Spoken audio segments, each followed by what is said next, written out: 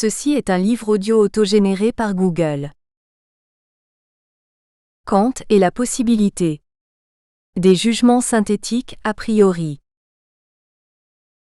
Du même auteur. Physique quantique, origine, interprétation et critique, Paris, Ellipse, 2005. Démocrite, Platon et la physique des particules élémentaires, Paris, Harmattan, 2007. La théorie de la relativité. Une approche historique et philosophique, Paris, Harmattan, 2007. Préface. L'ouvrage que présente ici Iraj Nixerich est un essai destiné à ressaisir le sens de ce que l'on peut appeler le moment kantien, au sein de l'histoire de la science classique. Bien que Kant ait publié en 1781-1787 sa célèbre critique de la raison pure dans le sillage de la science newtonienne, ce n'est qu'à la suite d'une longue maturation de sa propre pensée sur cette question pendant près de 34 années, c'est-à-dire depuis son tout premier écrit précritique consacré à la querelle des forces vives en 1747. Le présent essai se propose de jeter un rapide regard rétrospectif sur la mise en place du projet critique de Kant en le situant dans son contexte historique, du moins tel qu'il a été brossé dans la critique de la raison pure et dans les prolégomènes à toute métaphysique future. Certains traits saillants de l'époque précritique sont même évoqués pour illustrer l'évolution de la pensée kantienne en direction de sa première critique, afin d'en rendre l'accès plus vivant et plus aisé. Cette approche diachronique permet de montrer que Kant a pris peu à peu ses propres distances avec la pensée originelle de Newton, tout en tenant compte des développements et des remaniements qu'apportèrent les scientifiques de son temps à la science newtonienne, afin de la prolonger et même de la dépasser. Ainsi peut-on voir que Kant s'est considérablement écarté de Newton au sujet du statut de l'espace, du temps et du mouvement absolu, de la matière, de l'attraction universelle, des atomes et du vide. Plus encore que ces questions vives relevant de la physique et de la métaphysique, prises au sens fondationnel du terme, c'est avant tout le problème général de la connaissance qui préoccupait Kant et en particulier, celui des conditions a priori de possibilité de la connaissance scientifique, dont les succès éclatants étaient devenus incontestables. Dans sa première critique, Kant est parvenu à rendre compte de la pertinence des démarches cognitives des sciences exactes, en analysant les fonctions et opérations que déploient nos facultés de connaître pour construire leur objet. Par contre-coup, l'élucidation des conditions de possibilité a priori de la connaissance scientifique a permis de comprendre aussi le fonctionnement de la connaissance commune. Tel est bien le cas de l'application du principe de causalité qui intervient à ces deux niveaux, même si la forme non scientifique de la connaissance en fait un usage beaucoup plus rudimentaire et non critique. Quant aux sciences exactes, elles ont plutôt tendance à subsumer le principe de causalité sous celui de loi physique et de l'égalité fonctionnelle, où le calcul infinitésimal permet de mettre en forme mathématique la relation nécessaire qui régit le passage de l'état présent des phénomènes physiques à leur état immédiatement postérieur. Bref, depuis que Kant a admis expressément que la connaissance commence avec l'expérience, ce qui est un assouplissement notable du rationalisme du XVIIIe siècle, il a réussi à élucider ce que la raison prise au sens large, comme faculté de connaître a priori, ou plus précisément ici l'entendement, mais d'elle-même dans la connaissance à l'aide de ses jugements synthétiques a priori. C'est d'ailleurs la structuration judicative de la connaissance au sein des sciences mathématiques et physiques, qui est au centre de cet essai. M. Iraj Nixerich montre comment, selon Kant, le sujet connaissant construit ses connaissances en synthétisant les données de l'expérience, pour la perception courante et pour la physique, et de l'intuition pure, pour les mathématiques, sous l'unité des concepts purs de l'entendement ou catégories, ce que Kant nomme proprement la faculté de juger. Connaître, c'est opérer activement une synthèse intellectuelle des données de la sensibilité, pour dépasser celle-ci dans un objet conceptualisé. C'est Kant qui est parvenu, mieux que Jean-Henri Lambert, à rendre compte du fait que les sciences physiques de son temps sont des sciences à la fois expérimentales et mathématisées. M. Iraj Nixerich, scientifique de profession, mais également formé à la philosophie et à l'histoire des sciences, jette ici un regard éclairé sur la philosophie des sciences exactes classiques telle qu'elle se dégage de l'entreprise critique de Kant. Ainsi prolonge-t-il en amont ses recherches en philosophie des sciences qu'il avait consacrées à la physique contemporaine, dans 3 autres ouvrages antérieurs consacrés respectivement à la théorie de la relativité, à la physique quantique et à la physique des particules élémentaires. La double culture, dont M. Nitzerich fait bénéficier ses lecteurs, leur permet de pénétrer directement dans la philosophie kantienne de la connaissance scientifique à l'âge du newtonianisme. N'oublions pas que ce fut encore cette philosophie qui a encore servi de référence incontournable aux scientifiques et aux philosophes du XIXe et du début du XXe siècle. Malgré les profondes mutations qui bouleversèrent avec éclat et firent considérablement progresser tant les sciences formelles que les sciences de la nature depuis la mort de Kant survenue en 1804, cette théorie de la connaissance nous concerne encore, bien que le paradigme newtonien ait été totalement dépassé depuis plus d'un siècle. Même si le cercle de Vienne et Wittgenstein, nourris de la logique formelle post-frégéenne, ont vigoureusement contesté et rejeté l'existence des jugements synthétiques a priori, c'est qu'au début du XXe siècle la question était encore d'actualité. De toute façon, accepter ou rejeter l'existence des jugements synthétiques a priori pose un réel problème pour la théorie de la connaissance. À cet égard, le geste critique de Kant reste exemplaire et peut encore nous inspirer. C'est précisément ce que l'ouvrage de M. Nitzerich se propose de faire. Jean Seidengart. Professeur de philosophie. Université Paris-Ouest Nanterre. Introduction. Le mouvement philosophique qui va de Newton à Kant traverse le siècle des Lumières. Kant définissait le siècle de la philosophie des Lumières comme un siècle qui ne se laisse pas davantage amuser par une apparence de savoir. 1. Le vrai savoir, celui des principes mathématiques de la philosophie naturelle, reconnu par Buffon, d'Alembert, Voltaire et tant de philosophes du XVIIIe siècle, montre que nous pouvons parvenir à une conception vraiment mathématique des phénomènes de la nature. Suivant le chemin tracé par Newton qui écartait les hypothèses arbitraires, il deviendrait possible d'étendre à toute la philosophie les régulés philosophandi qui avaient prouvé leur valeur dans le domaine de la physique. Sapere aude. Aie le courage de te servir de ton propre entendement. Voilà la devise des Lumières, écrivait Kant dans son article de 1784. Qu'est-ce que les Lumières ? La découverte des principes mathématiques qui rendent la nature intelligible, conduit à l'émancipation intellectuelle d'une raison appelée à revendiquer son autonomie. Il est convenu de dire le siècle des Lumières, pour dissiper toutes les obscurités. J'ai porté le point essentiel dans l'avènement des Lumières sur celles par lesquelles les hommes sortent d'une minorité dont ils sont eux-mêmes responsables, surtout sur les questions de religion. Parce que, en ce qui concerne les arts et les sciences, nos maîtres n'ont aucun intérêt à jouer le rôle de tuteurs sur leur sujet. 3. Sommes-nous si loin du procès de Galilée ? Nous aurions tort de comprendre cette phrase comme la simple expression d'une pleine liberté de pensée dans le domaine des sciences et de la philosophie. Si donc maintenant on nous demande « Vivons-nous actuellement dans un siècle éclairé ?» Voici la réponse, non, mais bien dans un siècle en marche vers les Lumières. Il s'en faut encore de beaucoup au point où en sont les choses, que les humains considérés dans leur ensemble, soient déjà en état ou puissent seulement y être mis, d'utiliser avec maîtrise et profit leur propre entendement. 4. Malgré la lucidité de ces analyses, Cassirer juge. Or, plus que jamais, me semble-t-il, il est temps que notre époque accomplisse un tel retour critique sur elle-même, qu'elle se mire au clair miroir que lui tend le siècle des Lumières. 5. Il ne faut pas oublier qu'à la devise Sapere aude répond cette autre exclamation de Kant. Il est si aisé d'être mineur. 6. Le miroir n'est donc pas clair. Les forces qui maintiennent l'homme dans la minorité ne sont pas seulement celles d'une violence extérieure. Même si Pope, dont Kant aimait citer les vers dans l'Histoire générale de la nature et théorie du ciel, a exprimé son admiration pour Newton en ces termes. Nature and nature's laws lay in night God said, let Newton be and all was light. 7. Les principes mathématiques de la philosophie naturelle eux-mêmes ont été soumis au tribunal de la critique. Et la science newtonienne se trouve engagée dans des relations avec des questions philosophiques et théologiques, sans qu'il y ait nécessairement confusion. Si Newton a une place dominante dans la formation intellectuelle de Kant, il faut aussi tenir compte de son appartenance à l'université allemande. Il paraît plus juste d'écrire « La philosophie kantienne est une philosophie newtonienne comprise par un philosophe leibnizien-wolffien.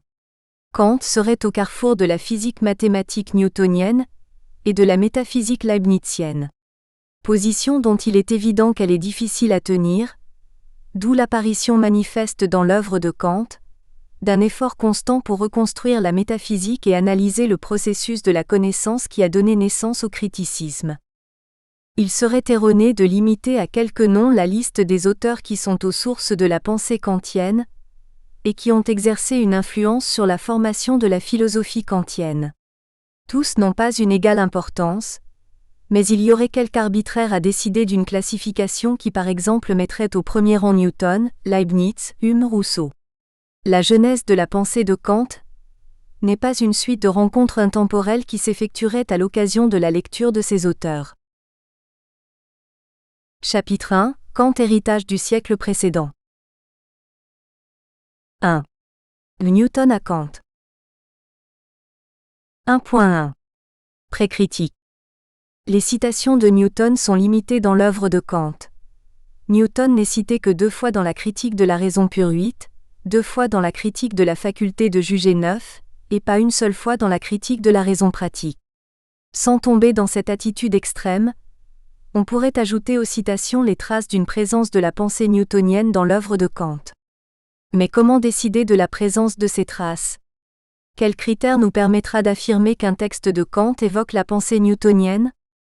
La nécessité d'établir un tel critère montre qu'une simple lecture des textes ne révèle pas d'elle-même toutes les données intellectuelles à partir desquelles la philosophie kantienne se constitue. Pour résoudre ce problème, nous estimons indispensable la lecture directe de l'œuvre de Kant.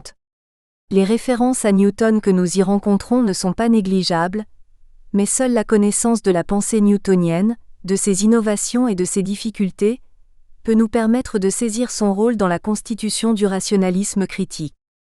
Kant appartient au XVIIIe siècle où la physique de Newton l'a emporté sur la physique cartésienne, et a fait de lui l'une de ces figures où une époque reconnaît un des points de plus grande avancée dans l'entreprise de la connaissance. Ce n'est pas trop schématique de dire que Newton fait la synthèse, dans le système du monde, ordonné selon la loi de la gravitation universelle, du départ donné par Galilée et des progrès réalisés en particulier par Descartes et Huygens. Ce système du monde est l'objet du livre qui termine les Principia, ouvrage dont les dernières éditions étaient encore récentes 10, lorsque Kant, au sortir de ses études, se consacrait à l'étude de divers problèmes de physique avant de se montrer créateur en astronomie. Son traité de l'estimation des forces vives, en 1747, suivait d'une vingtaine d'années la dernière édition des Principia faite du vivant de Newton.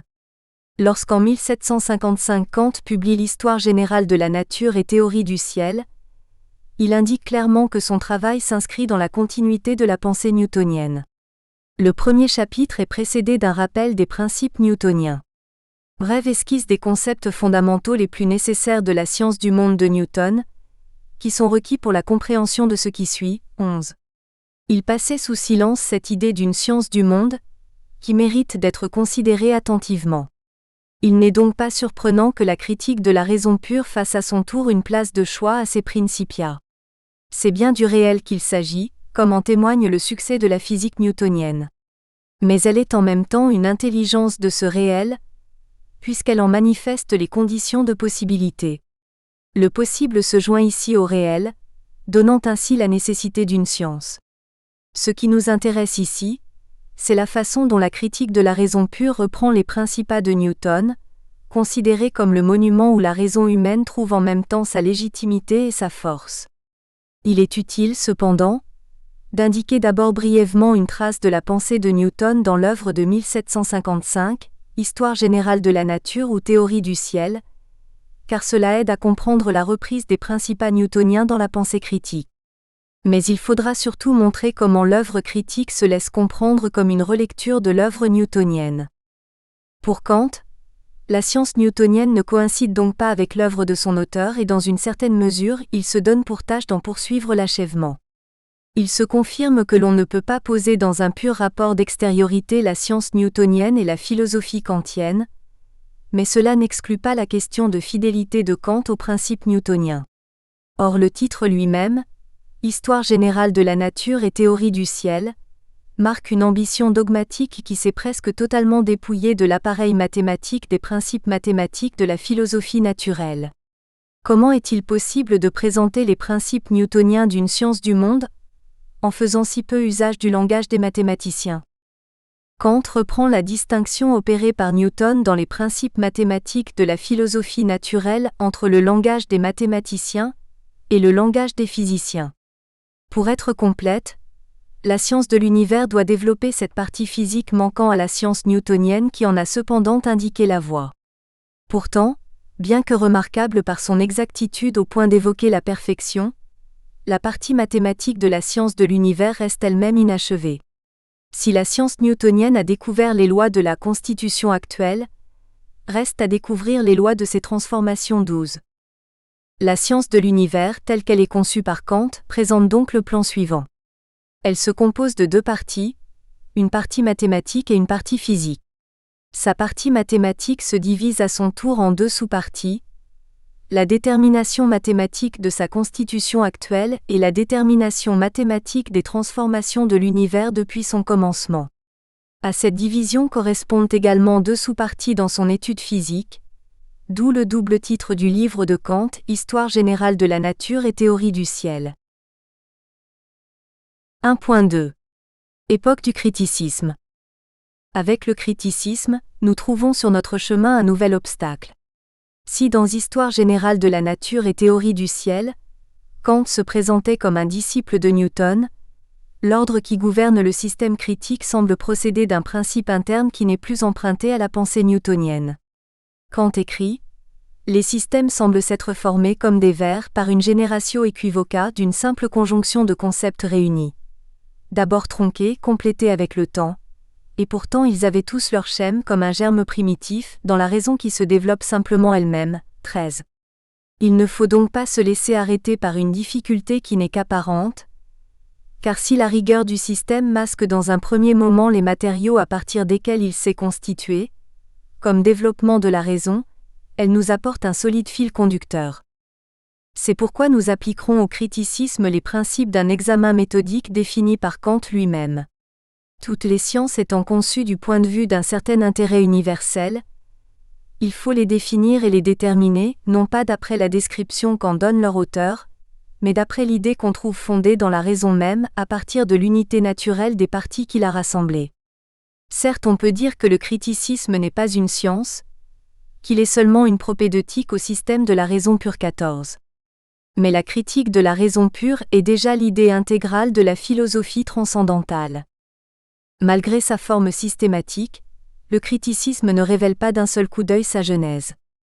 Il faut passer par l'étude précise des transformations qui s'opèrent entre les structures des principes mathématiques de la philosophie naturelle et celles de la philosophie critique. Parmi les études plus récentes sur Kant, citons la naissance de la métaphysique chez Kant par F. Marty, qui consacre un important chapitre à la lecture par Kant des principes mathématiques de la philosophie naturelle 15. Il définit l'objet de son étude. Notre hypothèse est que l'on peut repérer dans ce chapitre le second chapitre du livre 2 de l'analytique transcendantale de la critique de la raison pure. Système de tous les principes de l'entendement pur. Un procédé de transformation du texte de Principia qui permet de rendre compte, dans l'ensemble de ses articulations, mais non nécessairement dans toutes ses particularités, du texte où Kant présente le système de tous les principes de l'entendement pur. Aussi parlerons-nous de relecture, désignant par là le rapport de transformation qui joint deux textes, 16. L'objectif est atteint et F. Marty ne se limite pas à une description, il dégage le sens de ces transformations. Il est assez clair que la transformation que nous cherchons à repérer ne demande pas une correspondance terme à terme entre le texte de Kant et les diverses propositions qui composent l'œuvre newtonienne. C'est que cette transformation n'est pas simplement un jeu, même si elle l'est pour une part, nous le redirons. Sa raison est l'interrogation transcendantale elle-même, que nous retrouvons dans les postulats de la pensée empirique en général, posant la question du réel, alors même que la science se présente selon tout le déploiement de sa possibilité. Ce va-et-vient entre réel et possible, réel et raison pure qui est raison de l'être, donne accès à la condition de l'homme fini et pleinement raisonnable, puisqu'il ne dispose pas de cela même sur quoi sa raison lui donne en quelque sorte un droit 17. Il ajoute : la critique se loge donc pour effectuer sa tâche la plus propre dans la science de Newton. Nous n'avons pas fini de réfléchir à cette condition de la critique, et à travers elle pour Kant, de la philosophie elle-même. 18. Si nous passons si vite aux conclusions de cette réflexion sur les rapports de Newton à Kant, ce n'est pas pour négliger le grand intérêt d'une analyse rigoureuse dans la comparaison des textes des principes mathématiques de la physique. Nous espérons que vous avez apprécié cet aperçu. Pour continuer à écouter ce livre audio sur Google Play Livres, utilisez le lien dans la description de la vidéo.